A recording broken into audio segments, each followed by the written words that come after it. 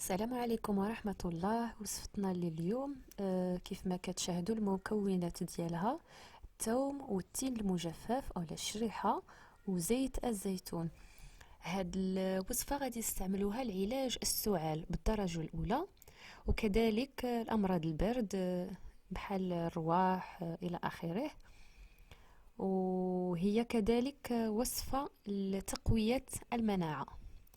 فاول حاجه غادي نديروها، غادي نصاوبوا الثوم ونصاوبوا الشريحه ولا التين المجفف. غنصاوبوهم ونغسلوهم مزيان ونديروهم في كاسرولنا ونكبوا عليهم الماء.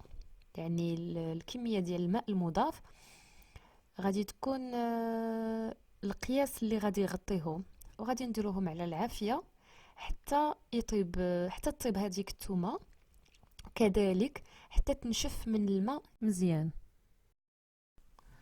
وهنايا كنزولوها من فوق النار من بعد ما نشفت من الماء تماما، وكنزيدوا ليها زيت الزيتون ما حد المكونات باقيين سخان، باش زيت الزيتون كذلك كتسخن فيهم.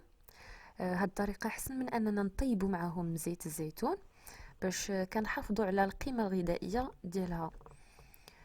المرحله اللي موراها كان سواء تتخليوها كما هي هكذا كتناولوها، سواء كتمعسوها بفورشات كيف ما كتلاحظوا، او لا كتاخذوا ميكسور، كتاخذوا خلاط كهربائي،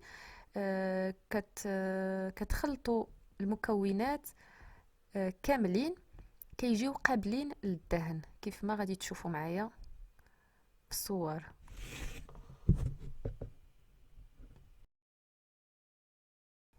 وهذه هي النتيجة اللي كنحصلوا عليها.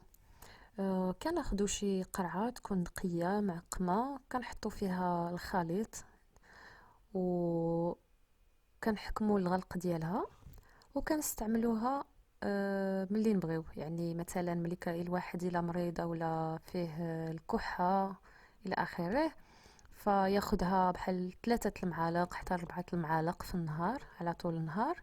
اما اذا كانت فقط يعني من اجل الوقاية، فالواحد ياخدها الصباح في الفطور، ويدهن بها الخبز مثلا، في العوض انك تدير نوتيلا ولا الكونفيتور وداك التخربيق كامل. فهاد الخلطة احسن بكثير، وحتى اللذة فهي لذيذة جدا وصحية، وهذه اهم حاجة.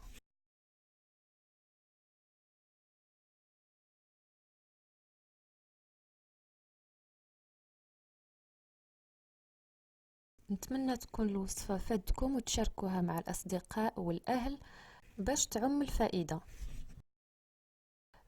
شكرا على المتابعة، إلى اللقاء.